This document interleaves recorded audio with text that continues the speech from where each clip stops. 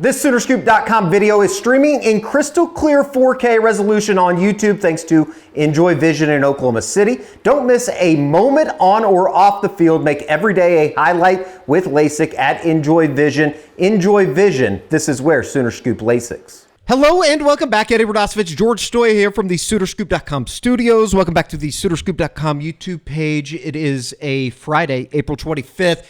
How about the Thunder last night? What a comeback! Comeback from 29 points down in Memphis. It was an all-time victory. It's one of those games that you, as a fan, you will never forget watching that performance in the second half. I mean, it was awesome, dude. I mean, it's one of those that long ways to go. You got to finish out the series, obviously, on Saturday. Try to get the sweep, get a couple days off, but you might get to the Western Conference Finals, get to the finals of the NBA. It just. You'll look back at that game. Maybe this team's a little bit special. This will be in the championship DVD. We're Thunder fans, obviously, so it was a big deal. Sorry to our friends down in Dallas. Look forward to seeing the Mavs in the playoffs sometime soon. Nico Harrison's doing a really good job.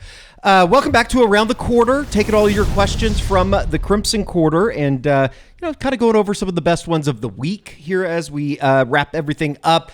Portal happenings. Oklahoma did get a commitment. We're going to have a separate portal show. Maybe still some news out there on the tight end position. Oklahoma hosting Jermichael Carter this weekend from McNeese State as well. We kind of went over all those names on Friday, right?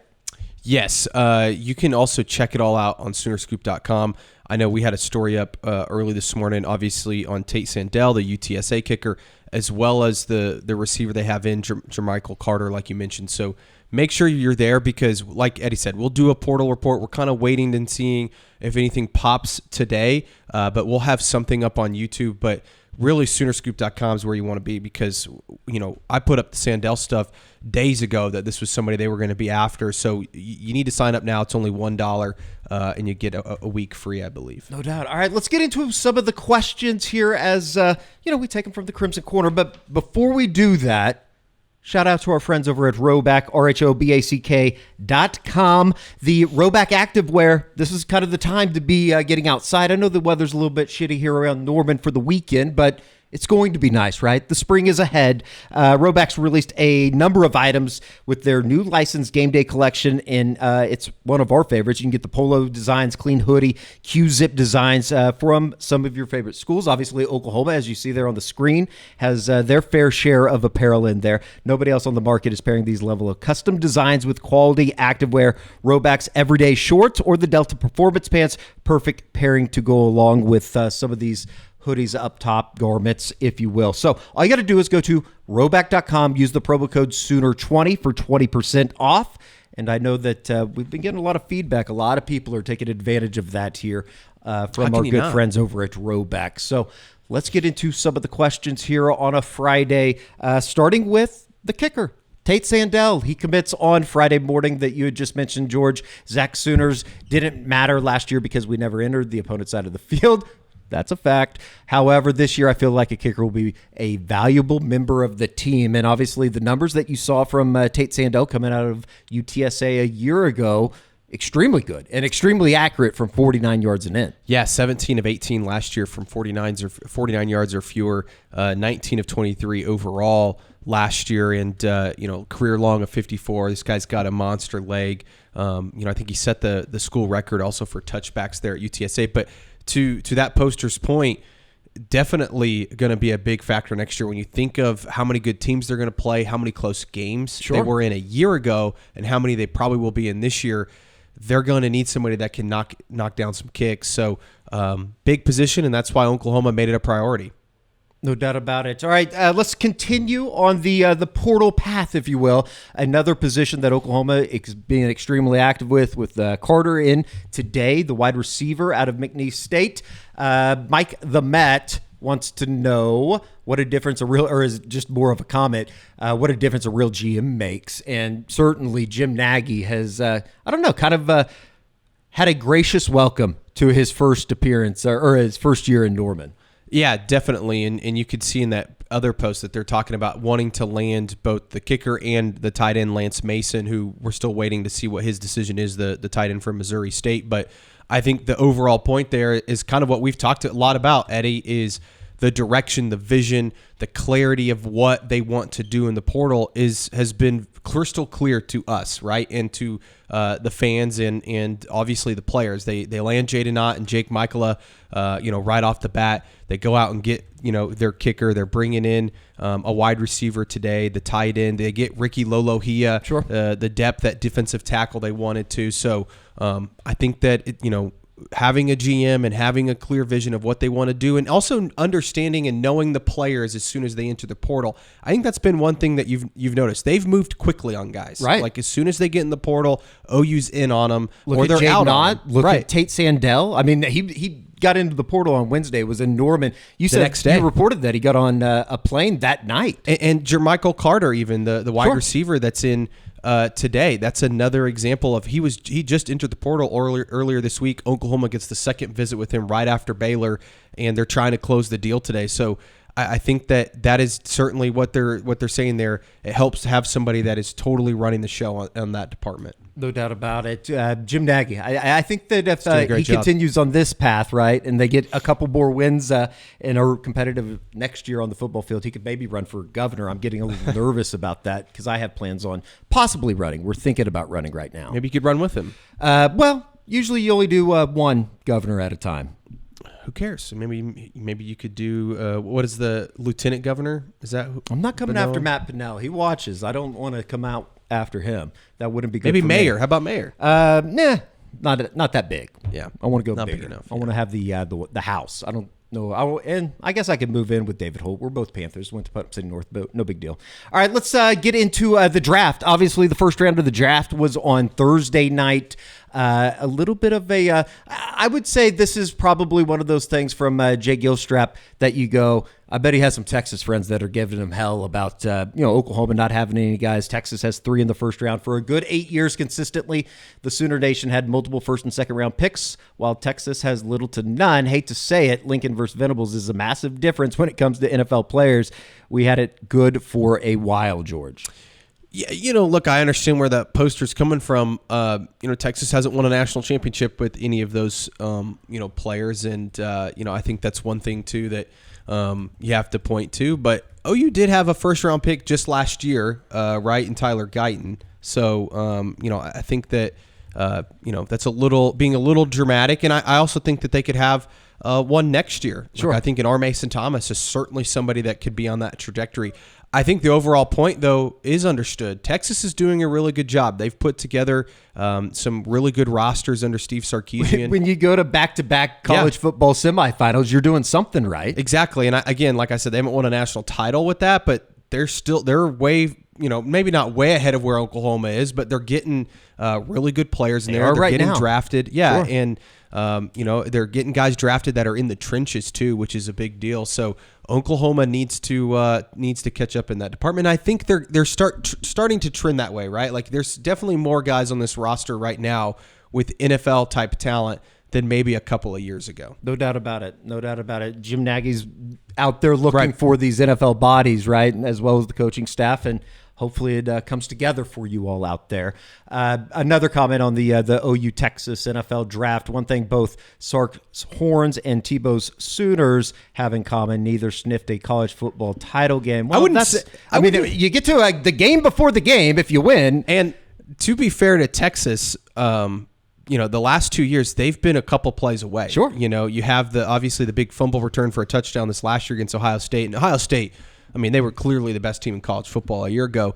And then the year prior, they almost go down and beat Washington, I think it was. In that was a very close game. Came down to the last play there in the end zone. A pair of just kind of crushing losses in the college football semifinal. And to be fair to Lincoln Riley, his first year, they're right there. They probably should have beat. They definitely should have beat Georgia. I was going to say, don't bring up the Rose Bowl. We don't want to trigger the algorithm, and then all of a sudden 2017 Rose Bowl highlights start coming into your timeline there on YouTube. But and I think that it's one of those things too that I think it's very apparent. Everybody within the football program knows that they got to step it up. I think Oklahoma would like to just get there, right? Sure. Have the opportunity to be in that position. So, look, I understand that maybe OU even Texas start with a winning record. Yes, 6 and 7 the last 3 years. Yeah. Wouldn't that be a start in the right direction? We had a lovely discussion about the great Fuddruckers. Carrie and I hit it up a couple times on the way to San Antonio for the U.S. Army game. Thompson Sooner reports, man, I thought they were all gone. That's pretty sick. There are a couple, I guess. There's some in Canada as well as the 20 to 30, Carrie says, of Fuddruckers still around. I think that the only one that I would like to go to, though, is in El Paso. There was one in Tulsa. Was there really? Yeah, on Peoria Street, I don't think believe. we ever had one in Oklahoma City. And I had it when I was a kid, and all I remember is I got the chicken tenders, and they were good, I think, but I don't remember much about it. 81st is what Carrie is reporting from the producer. I don't think that's right. Okay, well, hey, it is what it is. Josh McQuistion, who I think is a little bit of a, and Carrie could probably comment on this, maybe a little bit of a closeted fast food snob as well. He didn't really come out and say it on this week's Unofficial 40. You can hear that on the SoonerScoop.com YouTube channel.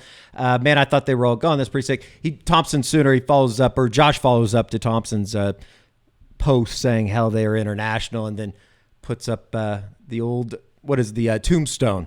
The late, great, Doc Holliday. What was his real name?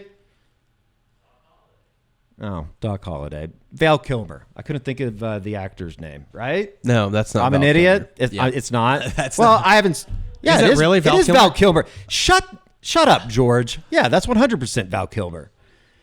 I'm thinking of was Dennis the other one. Quaid. Yeah, Okay. he was the one that played like the main guy, right? Okay. Good movie. I promise I've seen it. All right, we'll continue on. Lack of portal entries. Oklahoma, the portal does close today on Friday. Yep. So you might see some names filter in throughout the weekend. It takes some time to get that paperwork done.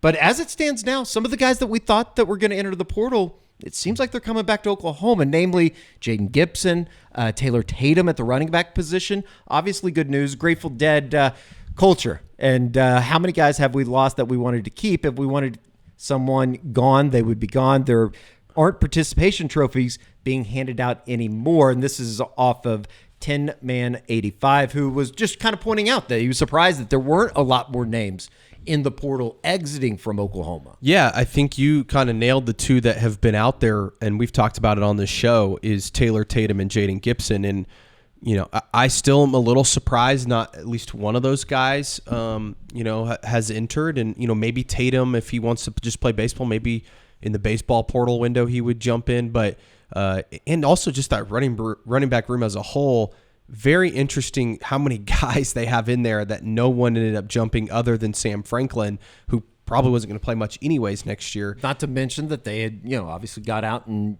they got Jaden Nagy. Right. So you would expect him to come in and be a major contributor. Yeah, so it's a little shocking that, Javonte Barnes, Gavin Sawchuk, Xavier Robinson, Taylor Tatum, Torrey Blaylock, they're all sticking around as of right now. So we'll see. There's still a couple names. You never know if they might pop in there. It is interesting. And I do think, though, to Tin Man's point, they have built a pretty strong culture, and to where players don't want to leave. It goes back to that David Stone thing. He did not want to leave Oklahoma. So I do think that that's been a big part of this, as well as Jim Nagy and this new front office wanting to retain its good players as well. No doubt about it. It doesn't mean that high school recruiting isn't important, right? I think that we don't want to get Josh McQuiston in here because he might end up taking an hour of, just kind of yelling, I guess outright yelling. Rhino OU, it seems that major college football programs should be paying players that have already shown production at other schools rather than spending money to entice an 18-year-old kid that may or may not stay long enough to even develop. I think that the first thing that I would point out is, and it was something that Josh certainly made note of last night on Twitter as well as the message boards, 26 of 32 guys that got drafted in the first round were guys that stayed at their original school. Yes, Cam Ward did go to 3 schools and ends up being the number 1 pick, but you have to be able to recruit high school guys, develop them, and then you start filling in holes throughout the roster or throughout the either offensive side or defensive side of guys that could enter the portal and be contributors. Recruiting is still and always will be, in my opinion, the lifeblood of your program. I mean, look at the guys that are going to be leading the way for Oklahoma this year. R. Mason Thomas, Kip Lewis, Kobe McKenzie, Robert Spears Jennings. I mean, these are guys that, grew up in the Oklahoma program as football players, guys that Brent Venables recruited some, and other guys that maybe the previous regime recruited, and they stuck around and were developed by this coaching staff. Right. That is the heart of your football team right now in your program. And yes, John Mateer, there's certain instances where, yes, you want to go out and if you can get a John Mateer, you obviously do it. Sure. But there's also a ton of guys that grew up in this program that are going to be leading the charge for Oklahoma that, look at a David Stone, a Jaden Jackson. You want those guys to be in your program, long term. Even some of the guys on the offensive line, a Jacob Sexton, right? Logan Howland, Heath Ozida, if Michael Fasusi turns into what you want him to be, there's still so many important aspects of high school recruiting. Is it as important as it was 20 years ago? Maybe not, because you can go out and fill gaps pretty easily in the portal, but it's still, for your big positions and main guys, I still think it's super, super valuable. And you're also talking about, we got Carrie in the ear. Carrie, we said that. It's one of those things forget it.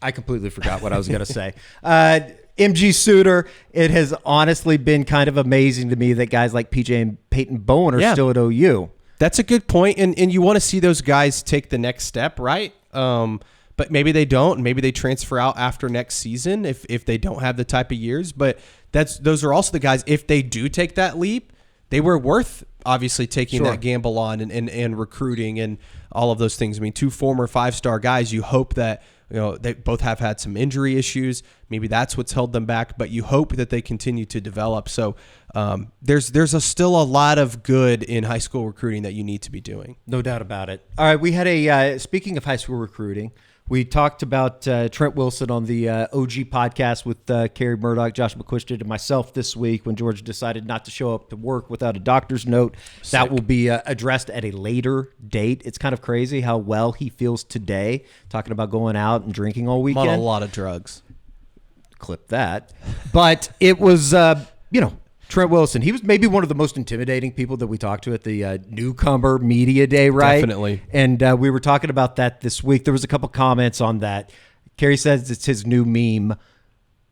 Can you share the Trent Wilson picture from Cosmo Kramer? And of course we can share it. Here he is. He's a large man.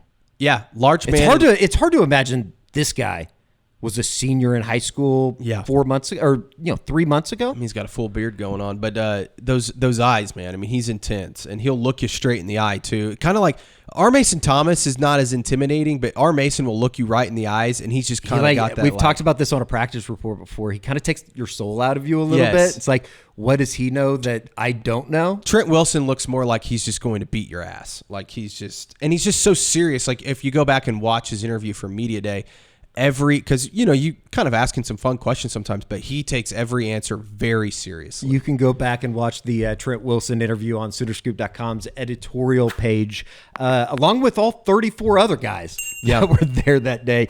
So that was a lot of fun to talk to those guys. And I would imagine that as Trent Wilson continues to progress and develop over his career, he's a name that a lot of Oklahoma fans will know about, maybe even as soon as this season. Yeah, I think he could play as a true freshman. I mean, he certainly has the size. I think it's, how quickly can he pick up the mental aspect of what they're asking him to do. And, he has the size, but there's still an aspect of you need to be stronger, you need to be more physical, all of those things. Holding up for an entire season in the SEC is obviously a difficult task for a true freshman, but I know the staff loves him. No doubt about it. All right, we will be here on the SoonerScoop.com YouTube channel for a portal report on Friday, regardless of what happens with Lance Mason, so maybe look for that on Friday evening. We'll see, though. Obviously, getting Tate Sandell today was a step in the right direction at a position that Oklahoma had been extremely aggressive with. So good for Doug Deacon. For George Stoya, I'm Eddie Radosevich. We will see you back here on the SoonerScoop.com YouTube channel.